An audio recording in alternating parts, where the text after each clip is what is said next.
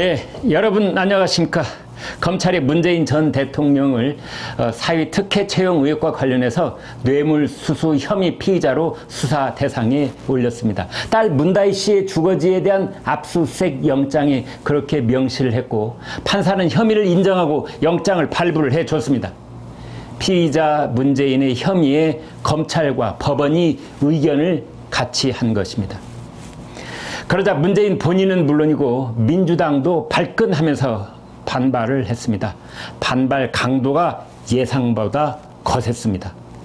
먼지 털기다, 정치 보복이다, 회계 망측한 궤변이다, 그리고 하늘 무서운 줄 알라, 이제 이러면서 온갖 비난을 퍼부었습니다. 문재인을 만난 이재명은 정치 탄압이라고 규정을 했고, 문재인은 민주당이 재집권 준비를 해야 한다, 준비 안 된 대통령이 집권해서 나라가 혼란스럽다 라는 말도 했습니다. 그러나 문정권 시절의 내막을 잘 아는 국민들은 어이가 없습니다. 아니, 나라가 혼란스럽다는 말을 문재인 전 대통령의 입에서 들을 줄은 몰랐기 때문입니다. 그 때문에 한 번도 경험해보지 못했던 혼란으로 국민들이 얼마나 큰 고통을 겪었습니까? 국민들은 이재명 대표와는 정반대 의미에서 검찰에 불만이 이만저만이 아닙니다. 문다희 씨 태국 이주 의혹과 사위 조창호 씨 특혜 채용 의혹은 문 전 대통령이 연루된 여러 범죄 혐의에 비할 때 그야말로 세 발의 피이기 때문입니다.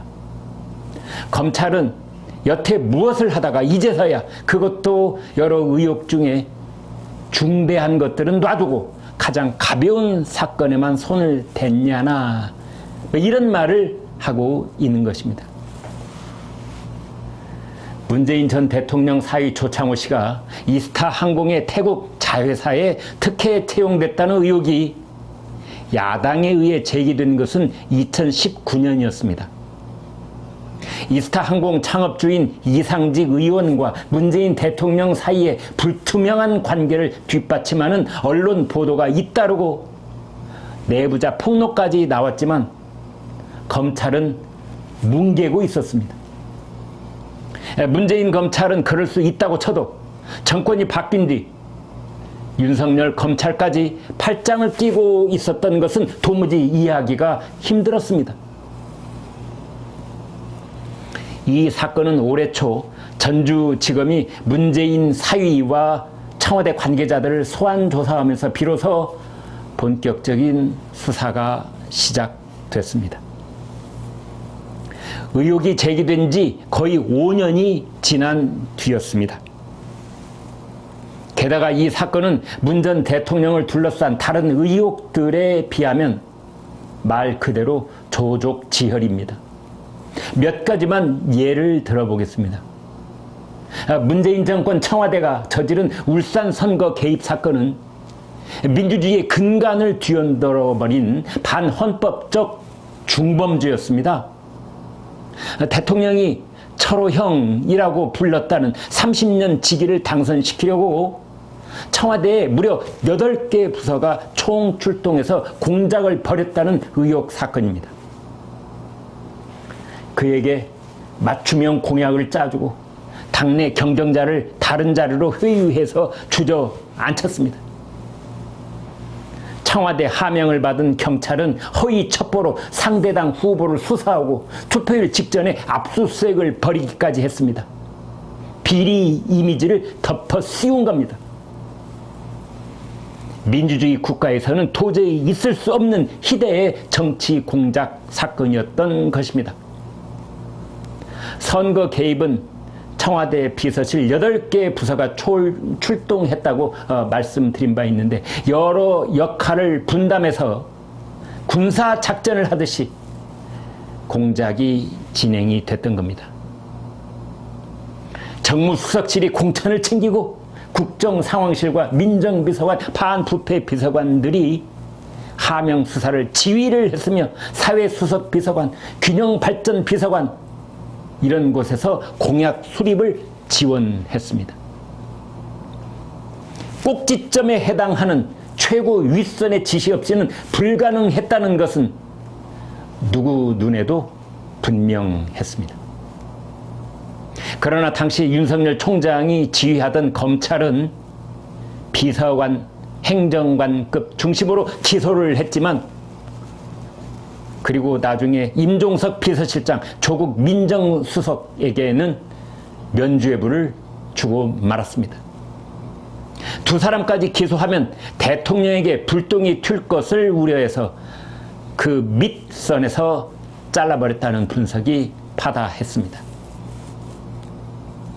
정권이 바뀌고 새로운 증언들이 나오자 검찰은 당시의 임종석 비서실장, 조국 민정수석, 그 사람들에 대한 무혐의 처분을 번복을 하고 재수사를 결정했던 것입니다. 하지만 문재인 전 대통령은 여전히 수사 대상에서 빠져 있습니다. 울산 사건의 1심 판결문에 문 전 대통령 이름이 무려 14번이나 나올 만큼 재판부도 그 관련성을 인정했지만 검찰은 별다른 수사 의지를 보이지 않았습니다. 그 결과 범죄의 수족들은 줄줄이 유죄 판결을 받았는데도 이를 지시한 몸통은 존재하지 않는다는 이상한 모양이 되고 말았습니다. 아니, 손발은 있는데 몸통은 없는 기괴한 상황인 것입니다.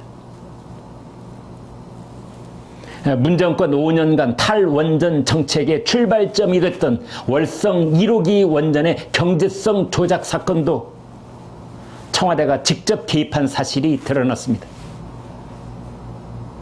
문자 형태로 남아있는 대통령의 질문 한마디, 언제 가동 중단을 결정합니까? 라는 이 대통령의 말 한마디에 멀쩡한 원전이 셧다운으로 결정됐고, 이를 뒷받침하려고 수치를 조작하는 전대미문의 범죄가 자행됐던 것입니다. 청와대 비서관, 행정관 등이 대놓고 산업부의 조작을 지시했습니다. 대통령 의중을 확인한 산업부 장관이 말을 잘 안 듣는 부하에게 너 죽을래? 하면서 협박을 하는 희한한 장면까지 벌어졌던 것입니다. 이들이 자기들의 판단으로 이토록 무리한 일을 저질렀을 리가 없다는 것은 초등학생도 알 것입니다. 경제성 조작을 제보했던 한수원 전 노조위원장 등은 문재인 전 대통령 퇴임 다음 날 그를 검찰에 고발했습니다. 이들은 문재인 전 대통령이 법적 절차 없이 월성 1호기 폐쇄를 지시함으로써 에너지 안보를 무너뜨린 이적 행위를 저질렀다고 주장했습니다. 하지만 검찰은 문재인을 단 한 번도 조사하지 않은 채 고발이 지난 3년인 동안 지금까지 뭉개고 있습니다. 서해 공무원 피살 사건은 또 어떻습니까? 이 역시 문재인 청와대의 범죄와 관련되어 있습니다. 문 전 대통령은 공무원 피살 3시간 전 북한 해역에 우리 공무원이 표류하고 있다는 사실을 보고받았습니다. 그럼에도 불구하고 아무런 조치도 취하지 않았습니다. 국제 상선 통신망을 통해 북한과 교섭했으면 살릴 수도 있었던 사건이었습니다. 그렇게 우리 국민이 죽도록 방치해 놓고는 청와대 안보실장이 주도해서 자진월북으로 조작을 했던 것입니다.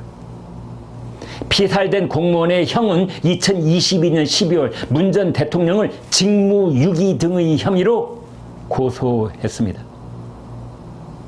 헌법에 명시되어 있는 대통령의 첫 번째 임무는 국민의 생명을 보호하는 일일진데 그것을 내팽개쳤으니 직무유기가 되는 것입니다. 그러나 검찰은 문재인 전 대통령을 수사하지도 않았습니다. 사건을 종결하지도 않았습니다. 어정쩡한 상태로 지금껏 붙들고 있는 것입니다. 법조계에서는 윤석열 정권의 수사 칼날이 문재인 전 대통령 앞에만 가면 꺾여버리는 기이한 현상에 의문을 표하고 있습니다. 윤석열 대통령이 자신을 키워준 문재인 대통령에게 의리를 지키고 있다고 해석하는 그런 사람도 있습니다. 그럴 리 없겠지만 만에 하나 사적인 인연에 얽매여서 국가적 중범죄를 덮는다면 그 또한 역사에 죄를 짓는 일입니다. 민주주의의 뿌리인 선거 제도를 흔들고 에너지 관련 백년지 대계를 파괴하고 국민 생명을 희생시킨 혐의는 사위의 특혜 채용보다 몇천 배, 몇만 배 엄중한 것입니다. 여러분 감사합니다. 구독, 좋아요 부탁합니다.